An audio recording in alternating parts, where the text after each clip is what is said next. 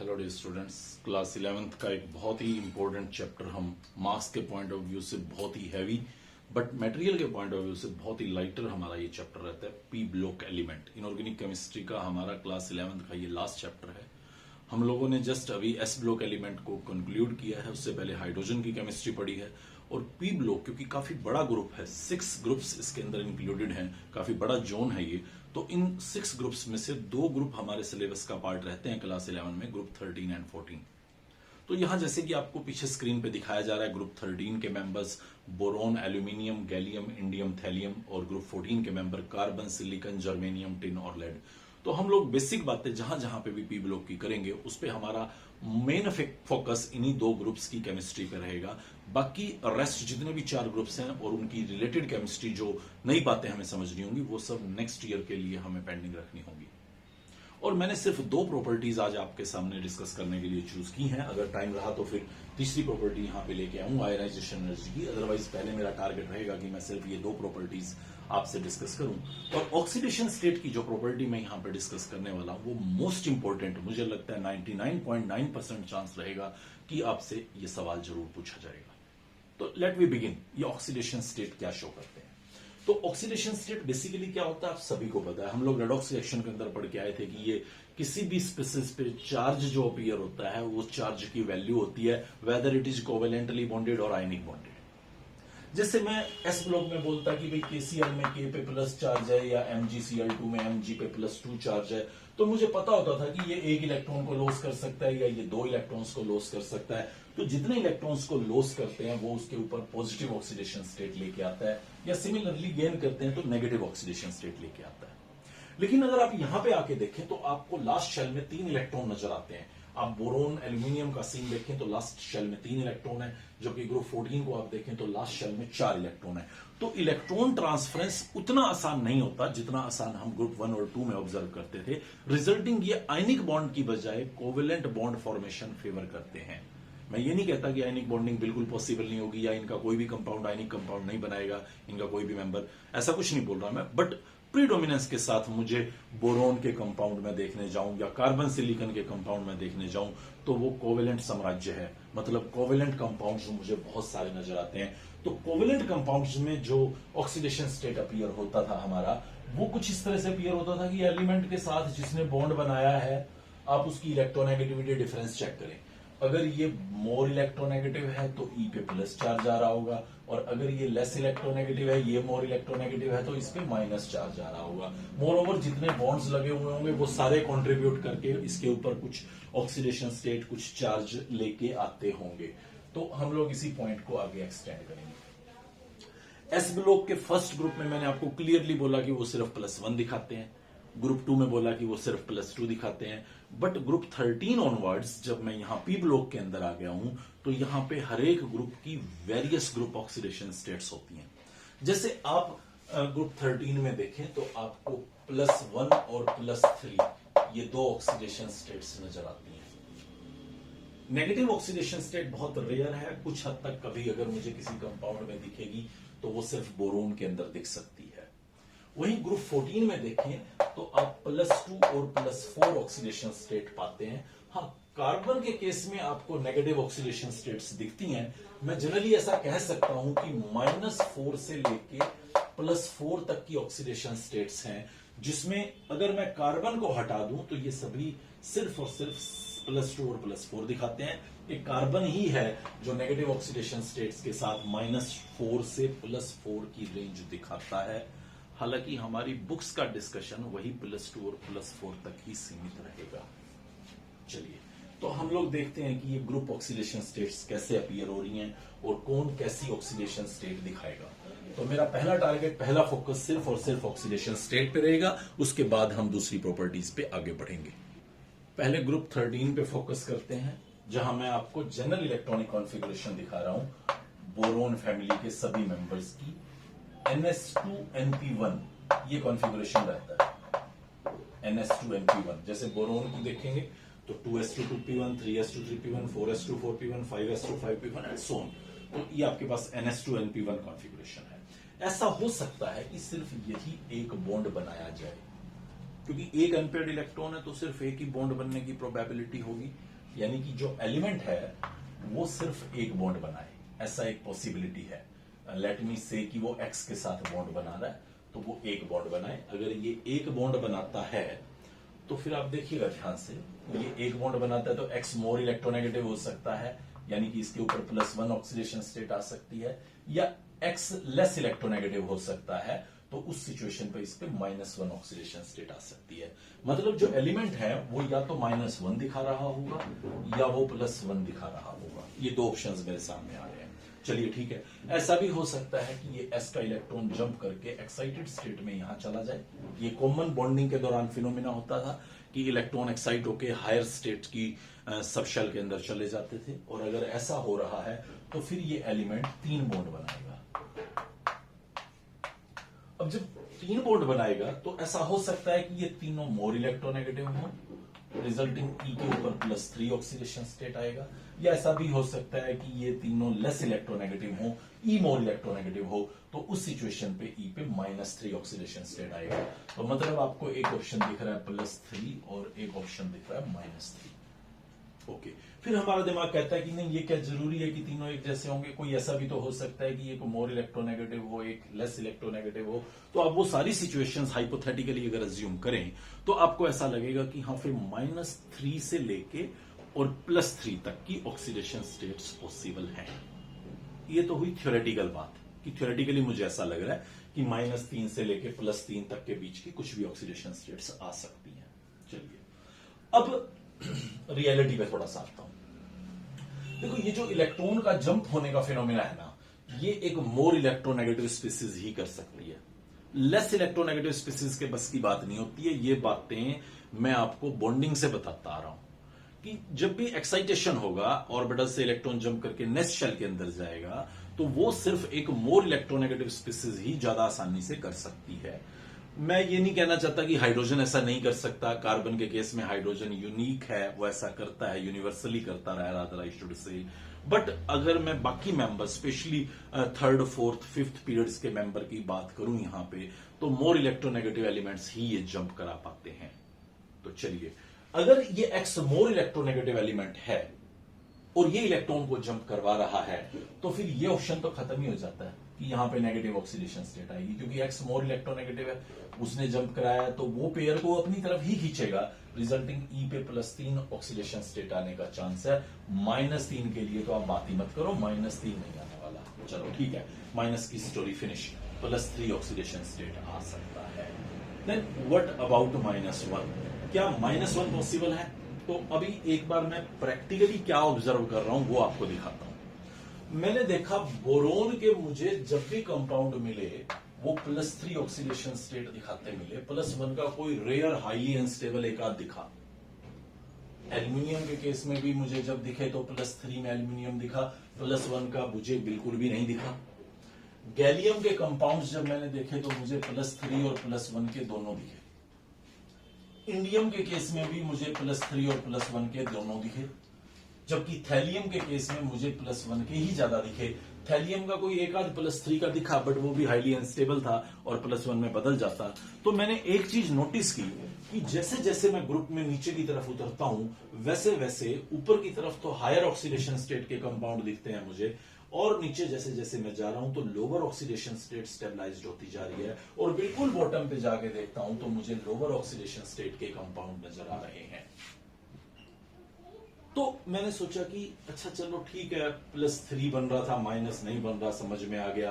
और -1 क्यों नहीं बना? क्या कोई लेस इलेक्ट्रोनेगेटिव इधर आके बॉन्ड बना ही नहीं पा रहा था? तो पहला सबसे इंपॉर्टेंट पॉइंट, मैं यहां ग्रुप 14 को हटा देता हूं, इसको अलग से उठाएंगे क्योंकि 13 की कॉपी करेंगे वहां पे बातों की, तो इसलिए सिर्फ 13 पे फोकस करते हुए अपनी स्टडीज को आगे एक्सटेंड करते हैं। पहला पॉइंट समझे, एक हमारे पास यहां पे कॉन्सेप्ट, एक टॉपिक गिवन है, इनर्ट पेयर इफेक्ट। यही सबसे इंपॉर्टेंट क्वेश्चन की फॉर्म में पूछा जाने वाला है। इनर्ट पेयर इफेक्ट क्या है? जैसे जैसे हम किसी ग्रुप में नीचे की तरफ मूव करेंगे तो जो s इलेक्ट्रॉन्स हैं वो इनर्ट होते जाते हैं, मतलब नॉन रिएक्टिव होते जाते हैं, मतलब बॉन्डिंग में पार्टिसिपेट करना पसंद नहीं करते, इसी फिनोमिना को बोला गया है इनर्ट पेयर इफेक्ट। आप यहां देख रहे हैं, जहां आपको थैलियम +1 ऑक्सीडेशन स्टेट दिखाता नजर आ रहा है, वहां डेफिनेटली सिर्फ एक ही इलेक्ट्रॉन था जो बॉन्ड बना सकता था। यही इलेक्ट्रॉन बॉन्ड बनाएगा, ये बॉन्ड नहीं बनाएगा। इसका बॉन्डिंग में कोई इंटरेस्ट नहीं है, ये रिलक्टेंट है, बॉन्ड नहीं बनाना चाहता, इनर्ट हो गया है। इसी को बोल रहा हूं इनर्ट पेयर इफेक्ट। नीचे की तरफ जब भी मैं किसी ग्रुप में जाऊंगा तो ये इनर्ट पेयर इफेक्ट हावी होता चला जाएगा, मतलब s के इलेक्ट्रॉन्स इनर्ट होते चले जाएंगे। जबकि ऊपर की तरफ अगर मैं जाऊं तो ऊपर की तरफ ये रिएक्टिव फॉर्म में एक्साइट होके 3 बॉन्ड बनाने में इंटरेस्ट शो करता है। Means on the top of the group higher oxidation states are stable and at the bottom of the group lower oxidation states are stable। यही इनर्ट पेयर इफेक्ट का theme है। क्यों ऐसा हो रहा है, हमें इस पॉइंट को यहां समझना है। एक और छोटी सी बात, why I have denied for -1। आप जानते हैं यहां पे ये मेटल्स हैं, ये मेटेलिक कैरेक्टर है। एक बोरोन ही है जो नॉन मेटल है टिपिकली, ये सब मेटल्स हैं। तो मेटल का कोई इंटरेस्ट नहीं होता नेगेटिव ऑक्सीडेशन स्टेट दिखाने का। मुझे अगर नेगेटिव ऑक्सीडेशन स्टेट दिख सकता था तो वो सिर्फ बोरोन में पॉसिबिलिटीज थी, बट यहां कहीं पे पॉसिबिलिटी नहीं थी और यहां +1 की पॉसिबिलिटी नहीं थी। तो इसलिए फिर मैंने फाइनल कर दिया कि -1 ऑक्सीडेशन स्टेट तो मुझे यहां इस ग्रुप में कहीं नजर आएगा ही नहीं। ये बिल्कुल क्लियर पॉइंट था। मुझे दिखेगा तो सिर्फ +1 दिखेगा, वो भी बॉटम पे दिखेगा, क्योंकि बॉटम पे मेटेलिक कैरेक्टर हावी है तो माइनस का होने का कोई चांस नहीं है। ये अपने ऊपर पॉजिटिव लेंगे, इनके साथ आने वाले को नेगेटिव लेना होगा। तो फिर -1 ऑक्सीडेशन स्टेट डिनाइड। अब हम देखेंगे कि ये +3 क्यों दिखा रहे हैं, +1 क्यों नहीं दिखा रहे, और ये +1 क्यों दिखा रहे हैं, +3 नहीं दिखा रहे। इन द मिडल फिर वो चेंज कंपैरेटिव होता चला जाएगा। तो पहले मैं आपको बोरोन की कहानी पढ़ानी शुरू करूंगा यहां, कि बोरोन एक बॉन्ड क्यों नहीं बना रहा और 3 क्यों बना रहा है।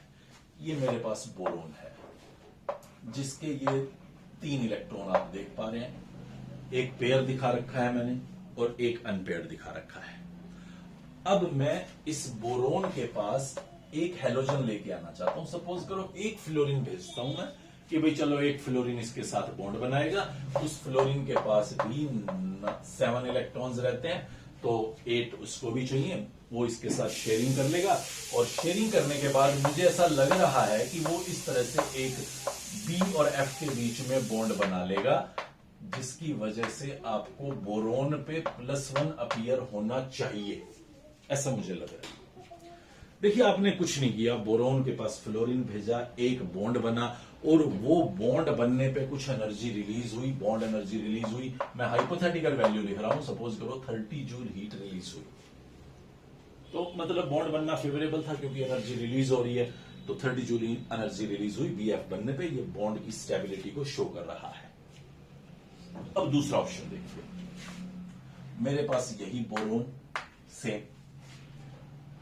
अब की बार मैंने उसके 3 इलेक्ट्रॉन्स को एक्साइट करवा दिया, सॉरी एक इलेक्ट्रॉन को एक्साइट करवा दिया, 3 अनपेयर्ड इलेक्ट्रॉन बना दिया। और उसके लिए मुझे कुछ एक्साइटेशन एनर्जी देना पड़ेगा, ऐसे तो ये जंप नहीं करेगा इलेक्ट्रॉन। जो 2s ऑर्बिटल में इलेक्ट्रॉन पड़ा है वो 2p में खुशी से तो नहीं जाना चाहेगा, क्योंकि 2p की एनर्जी ज्यादा है। तो 2s वाले इलेक्ट्रॉन को जब आप एनर्जी देंगे तभी वो यहां पे जंप होके शिफ्ट हो पाएगा। और ऐसा करने के लिए आपको कुछ एनर्जी लगानी पड़ी। Let me right 20 joule. मान लो मुझे 20 जूल एनर्जी यहां पे लगानी पड़ी। उसके बाद 3 फ्लोरीन यहां पे आते हैं और बोरोन के साथ 3 बॉन्ड बनाते हैं। अब 3 बॉन्ड बनने पे जो एनर्जी निकलती है वो कहीं ज्यादा निकल रही है, 30 से तो ज्यादा ही, 90। ओवरऑल नेट वर्थ अगर मैं देखूं तो मुझे यहां इस B से BF बनने में 30 जूल एनर्जी का रिलीज मिला, जिससे मैं क्वाइट खुश था। लेकिन यहां पे मुझे 70 जूल का एनर्जी रिलीज मिला, जिसकी वजह से मैं बहुत ज्यादा खुश था। मतलब एनर्जी का रिलीज क्योंकि बहुत ज्यादा हो रहा था, रिजल्टिंग BF3 बहुत ज्यादा स्टेबल बन रहा था।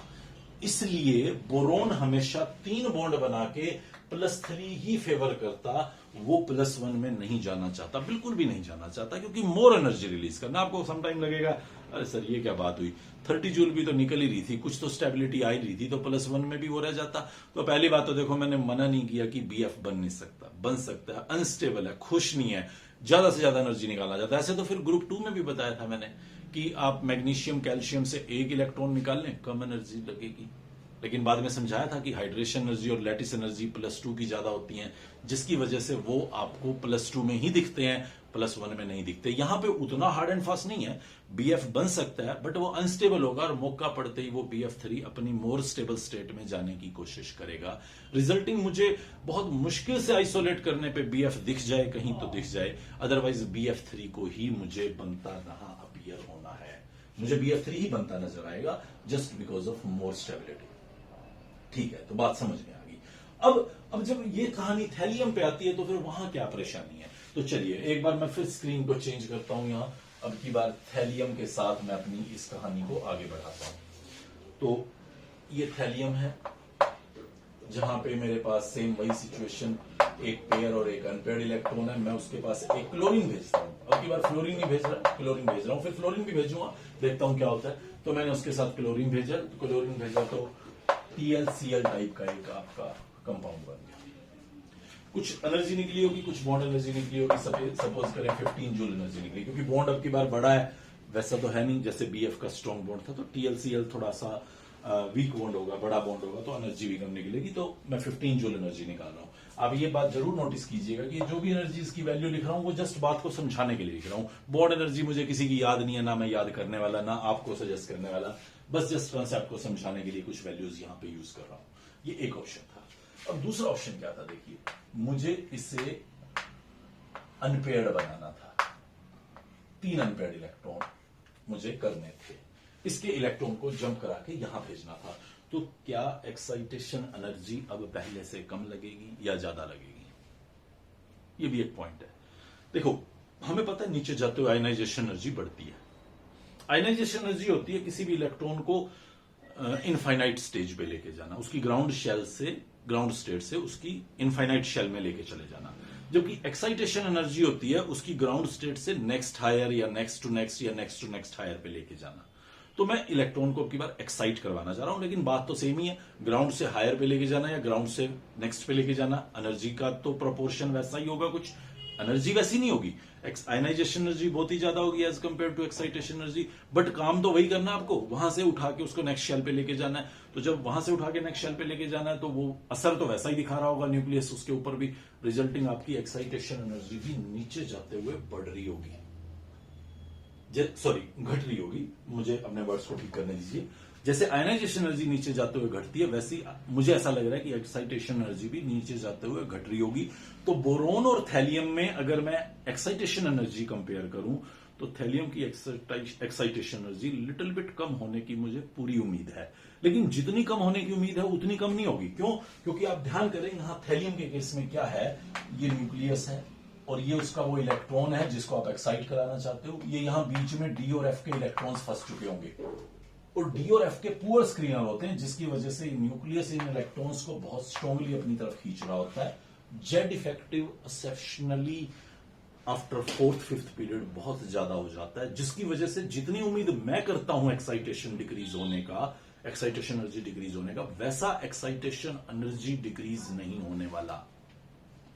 ये कंसेप्ट आयनाइजेशन एनर्जी पढ़ाते हुए भी मैं समझाता था कि डाउनवर्ड जब मैं मूव करता हूं तो आयनाइजेशन एनर्जी डिक्रीज होती है, बट आफ्टर 4th-5th पीरियड इतनी ज्यादा डिक्रीज नहीं होती है, just because intervening D and F electrons. और वही intervening D and F electron इस थैलियम इंडियम के आसपास पहुंचने पे हमें दिखता है, जहां पे जेड इफेक्टिव पावरफुल इलेक्ट्रॉन्स को अपनी तरफ खींचने लग जाता है, रिजल्टिंग में उतना आसानी से उसे एक्साइट नहीं करवा पा रहा जितना आसानी से मैं एक्सपेक्ट कर रहा था। बट स्टिल चलो, मैंने कुछ एनर्जी लगाया, 25 जूल लगाया और इलेक्ट्रॉन एक्साइट हो गया, 3 अनपेयर्ड इलेक्ट्रॉन बन गए। अब उस थैलियम के साथ 3 क्लोरीन्स बॉन्ड बनाएंगे।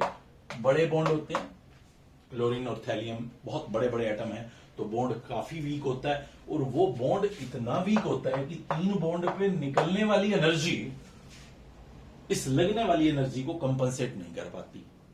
रिजल्टिंग आपको यहां जो निकलती है एनर्जी और जो लगती है उसमें आपको ओवरऑल एनर्जी लगाना पड़ता है, और एनर्जी लगाना पड़ेगा तो ऐसा बॉन्ड बहुत रेयर बनेगा, यानी कि उसकी पॉसिबिलिटी नहीं होगी, इसलिए आपको +3 दिखाई नहीं देगा। चलिए अगर मैं क्लोरीन ले लेता तो क्लोरीन की बजाय फ्लोरीन ले लेता तो क्या होता, तो सी है फ्लोरीन के टाइम पे ये बॉन्ड थोड़े छोटे हो जाते, बॉन्ड थोड़े छोटे हो जाते तो बॉन्ड एनर्जी थोड़ी ज्यादा हो जाती, जो निकलती एनर्जी वो थोड़ी सी बढ़ जाती, 25 लग रही है 26 निकल रही होती, तो मुझे कुछ थोड़ी सी पॉसिबिलिटी नजर आती कि हाँ शायद बन सकता है, शायद बन सकता है TlF3 मुझे बनता नजर आ सकता है। लेकिन फिर ध्यान आएगा यार वो TlF ही बना लेगा, वहां पे एनर्जी और ज्यादा निकल रही होगी, तो वो क्यों TlF3 बनाएगा, रिजल्टिंग फिर TlF3 अगर बन भी गया तो वो बहुत जल्दी TlF + F2 में बदल जाएगा, यानी कि आपको थैलियम तो +1 में ही नजर आएगा। और ये कहानी हर ग्रुप में एग्जिस्ट करेगी, मतलब आप टॉप पे होंगे तो जो बॉन्ड एनर्जी बनने वाली है ज्यादा बॉन्ड्स बनने से, वो एक्साइटेशन एनर्जी को बहुत आसानी से कंपनसेट कर रही होगी, रिजल्टिंग 3 बॉन्ड बन रहे होंगे ग्रुप 13 के अंदर। और डाउनवर्ड जब मैं जा रहा हूं तो एक्साइटेशन एनर्जी हालांकि कम हो रही थी, हालांकि हमारी बुक तो बोल रही है कि एक्साइटेशन एनर्जी नीचे जाते हुए एक्सेप्शनली लार्ज हो जाती है, तो एक्सेप्शनली लार्ज का मतलब बोरॉन से लार्ज नहीं है, वो बढ़ती है, जितनी मैं एक्सपेक्ट करता था कम होगी उतनी कम नहीं हो पाती है, तो वो थोड़ी सी बढ़ी हुई नजर आती है हमें, जिसकी वजह से इलेक्ट्रॉन का एक्साइटेशन पॉसिबल नहीं हो पाता, या दूसरे शब्दों में बोलूं कि जो बॉन्ड बनने पे निकलने वाली एनर्जी है वो उस एक्साइटेशन एनर्जी को कंपनसेट नहीं कर पाती, रिजल्टिंग हायर ऑक्सीडेशन स्टेट्स आप लोअर साइड पे, बॉटम साइड पे ऑब्जर्व नहीं कर पाते। ये 3 क्वेश्चंस हैं जो आपसे पूछे जा सकते हैं इस इनर्ट पेयर इफेक्ट से रिलेटेड, या इससे मिलते जुलते कुछ क्वेश्चंस। पहला क्वेश्चन देखें, आपको बोला गया है कि why BF is good reducing agent and TlF3 is good oxidising agent. Good reducing agent मतलब help in reduction, means undergo oxidation.